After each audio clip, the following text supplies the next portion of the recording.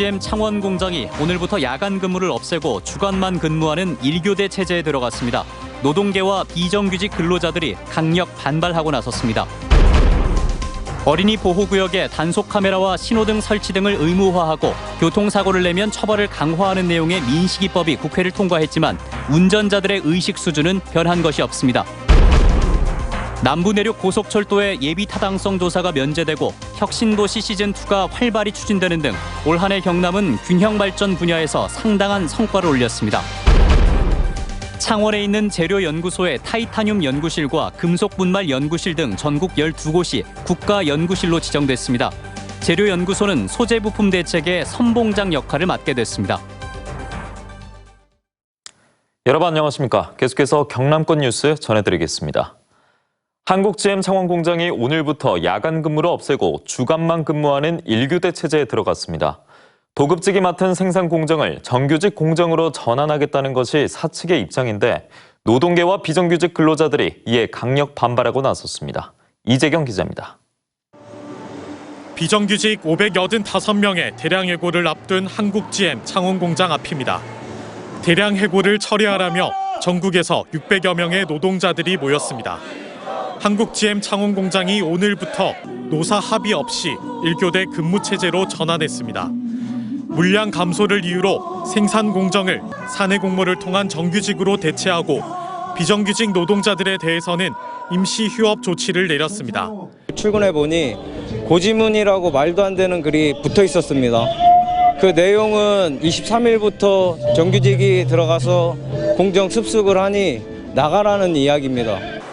밖에서는 집회에 참석한 노동자들과 사측이 고용한 용역업체 직원들 사이에 물리적 충돌이 빚어졌고 앞서 공장 안에선 비정규직 노동자들이 생산 공정에 투입된 정규직 노동자들과 실랑이가 벌어지기도 했습니다. 이는 불법적 사고로 적극 대응할 것입니다. 자, 라인에서 나가십시오. 라인 막지 말고 나가십시오. 비정규직 노조는 1교대 전환과 2교대 전환 모두 노사 간 합의가 되지 않은 회사의 일방적인 근무 형태 변경이라며 반발하고 있습니다. 정규직 전환을 저희는 요구하고 있습니다. 천막을 쳐서라도 저희는 다 같이 할 겁니다. 끝까지 해서 금속노조에서도 사실상 사측의 해고 통보에 반대하며 사측과 교섭을 이어나가겠다는 방침입니다. 인위적인 정예고 구조조정이 아니라 교섭을 먼저 요구하겠습니다. 해고 회피 노력에 대해서 한국GM은 무엇을 했는지. 회사가 계약 해지를 통보한 날짜는 이달 31일. 사측과 비정규직의 입장 차이가 큰 만큼 타결점을 찾기도 쉽지 않아 보입니다. MBC 뉴스 이재경입니다. 최근 어린이 보호구역에 단속 카메라와 신호등 설치 등을 의무화하고 교통사고를 내면 처벌을 강화하자는 내용의 민식이법이 국회 문턱을 넘었습니다. 법은 이르면 내년쯤 시행될 텐데 현재 어린이 보호구역 상황은 어떨까요? 서창호 기자가 현장 취재했습니다. 초등학교 하교 시간에 찾은 창원의 한 초등학교 앞 어린이 보호구역. 횡단보도 신호등에 빨간불이 켜지자 차들이 거침없이 달립니다. 너무 쌩쌩 달려서 이제 가끔씩 저기 바로 앞에서 끽 멈추는 게 있어서 사고 날까 봐 겁나기는 해요. 10분 동안 6대의 차량이 제한 속도인 시속 30km를 넘어 단속 카메라에 적발됐습니다. 석굴존에서 각종 교통사고가 매일 한두 건씩 발생함에 따라 최근 하루에 한 번씩 30km 위반 차량에 대하여 집중 단속을 하고 있습니다. 또 다른 초등학교 앞 어린이 보호구역. 학생들이 횡단보도에 3분의 1쯤 나가 차가 오는지 살피다 급하게 길을 건넙니다. 신호등이 없는 데다 불법 주차 차량들이 도로 양옆으로 끝없이 줄지어 서 있기 때문입니다. 이제 도로변에 주전자를 많이 씌가지고 저학년들 막 뛰어나오면 제일 위험합니다. 차량 사이에서 아이가 튀어나오기라도 한다면 큰 사고로 이어질 수 있는 아찔한 상황. 좀 신호등이라든지 뭐가 좀 생기면 좋겠는데 2년 동안 데려다 주고 있는데 이제는 앞으로 크면 애기들이 혼자서 학교 가야 되잖아요. 그런 게 조금. 지난 3년 동안 도내 어린이 보호구역에서 일어난 교통사고는 56건. 도내 어린이 보호구역은 모두 1217곳. 이 가운데 단속 카메라가 설치된 곳은 6.1%인 74곳에 불과합니다. 정부는 2022년까지 전국의 모든 학교 앞 도로에 단속 카메라를 설치한다는 계획입니다. 하지만 운전자들의 인식이 바뀌지 않는다면 민식이법 제정 취지는 퇴색될 수밖에 없음을 지금도 학교 앞 현장은 말해주고 있습니다. MBC 뉴스 서창호입니다.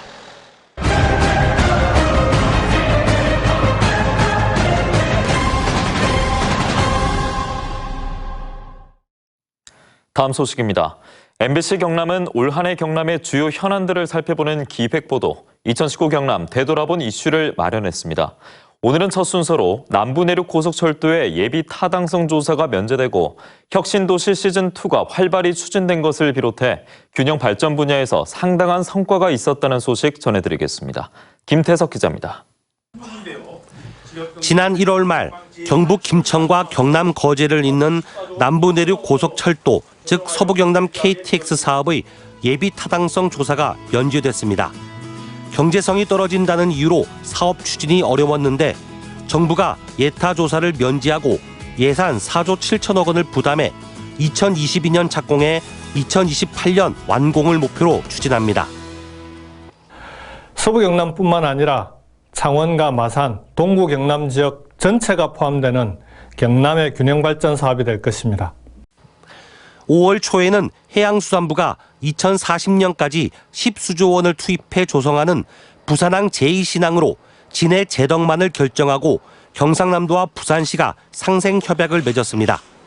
22,000 TEU급 초대형 선박이 접안할 수 있는 세계 3위의 동북아 중심 항만으로 키우는데 경남 동부 지역이 큰 역할을 할 수 있게 됐습니다. 무엇보다도 이제 경비가 한 5조 원 정도 사거든요. 그래서 중앙부처에서도 아마 국가 전체적 이익을 볼 때 진해 쪽이 지난 10월 국토교통부의 도시재생 뉴딜 사업에 경남은 7곳이 선정됐습니다. 진주성 인근 성북지구와 창원 소계동을 비롯해 김해와 양산, 거제, 함양, 합천군이 포함됐습니다.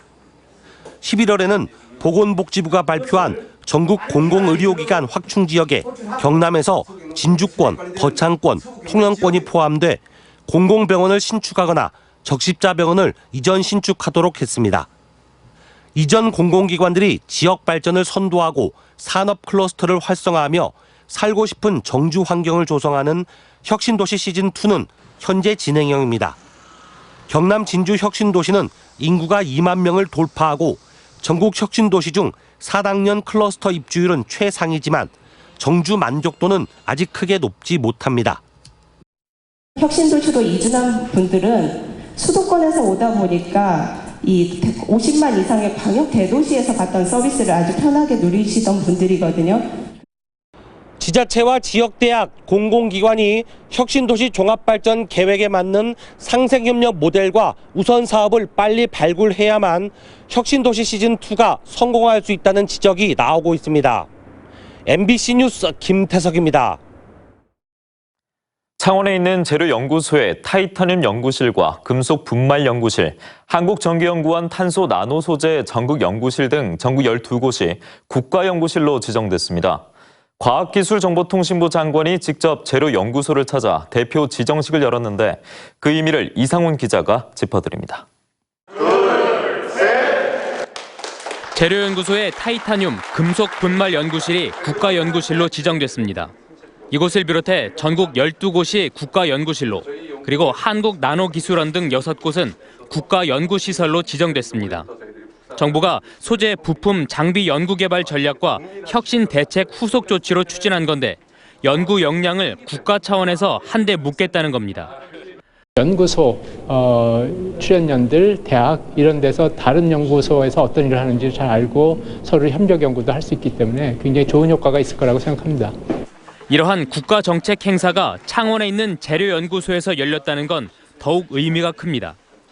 일본 수출 규제로 촉발된 우리나라 소재, 부품, 장비 대책의 선봉장이 재료연구소이고 화학연구원 등도 있지만 직접 재료를 다루는 컨트롤 타워 역할을 맡긴다는 겁니다. 경남의 소재 기업을 살리고 대일 수출 규제 대응을 하는 이 계기로 특히 재료연구소가 천병이 돼서 정말로 소재 강국 실현을 하기 위한 이를 계기로 환기는 물론 습도 조절도 어려운 지하 연구실 등 재료연구소의 열악한 시설도 개선하기 위한 예산 지원도 기대됩니다. 지하 공간에 사실 있을 만한 시설 장비들은 아니거든요. 여기가 습도가 높아가지고 페인팅을 해도 또 올라오고 그래요. 조금만 기다리세요. 한편 과기부는 2차 지정부터는 대학과 전문 연구소 등으로 지정 대상을 넓히고 국가연구협의체도 지정할 계획입니다. MBC 뉴스 이상훈입니다.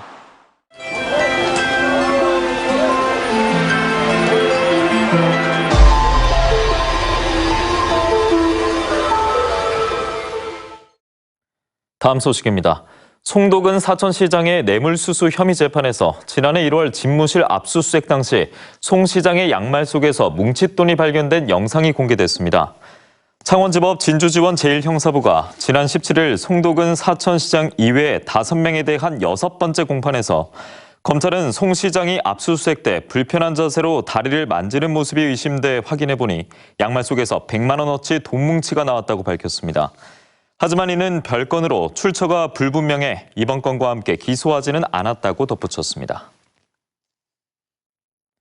경상남도가 내년도 도로 분야 사회 간접자본 사업으로 62개 지구에 1조 4천억 원을 투입합니다.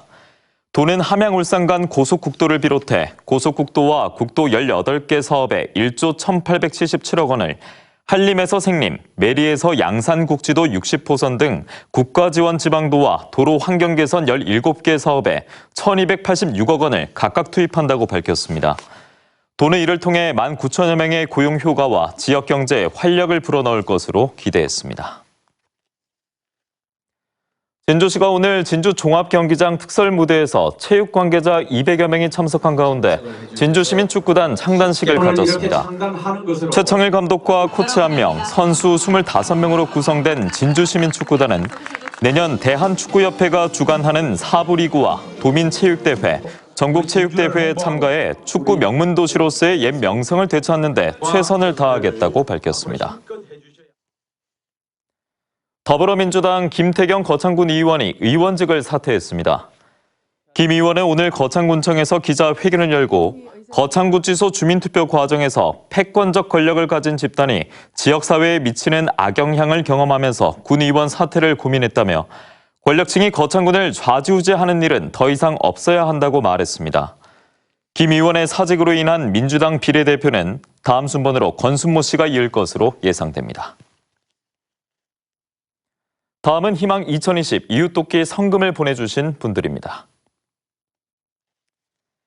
동인 감정평가법인 동호회 100만 원, 함양군 함양읍 여성의용소방대 50만 원, 진주 화개오리 마을 직원 30만 원, 진주중앙시장 진주꿀빵 20만 원, 함양군 함양읍 조동마을 주민 10만 원, 함양군 함양읍 새마을 회원 10만 원, 함양군 함양읍 평촌마을 주민 10만 원, 함양군 함양읍 시목마을 주민 10만 원, 함양군 함양읍 용평 1리 마을 주민 10만 원, 성덕도 함양교화원에서 10만 원을 보내주셨습니다.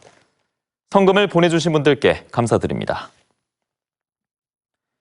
하동군은 지리산 해발 1000m 지점에 15km 길이의 궤도열차와 휴양시설을 조성하는 알프스 하동 프로젝트가 정부의 산림 휴양관광 시범 사례로 선정됐다고 밝혔습니다.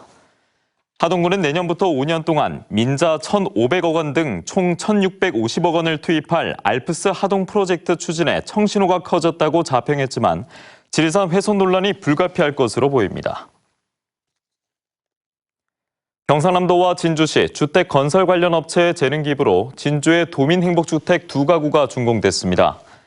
경상남도와 진주시는 오늘 진주시 지편면과 금산면의 다문화 과정 2가구의 보금자리인 행복주택을 준공하고 현판식을 가졌습니다. 지난 2013년 전국 처음으로 이 사업을 시작한 경상남도는 해마다 3-4가구씩 지금까지 모두 23가구의 주거 환경을 개선했습니다. 남해군이 새해부터 신혼부부 주거자금 대출이자를 지원합니다. 남해군은 2015년 1월 이후 결혼해 남해군에 주소를 둔 부부에게 주거자금 대출이자로 연 1회 최대 100만 원을 3년간 지원한다고 밝혔습니다. 산청군이 새해부터 대중교통 서비스를 확대합니다. 산청군은 단성면에서 청계 지역 군내버스 운행 횟수를 기존 1, 2회에서 4회로 늘리고 천원택시인 한방택시 운행지역을 추가 지정하기로 했습니다. 경남 소식 전해드렸습니다. 함께해 주신 여러분 고맙습니다.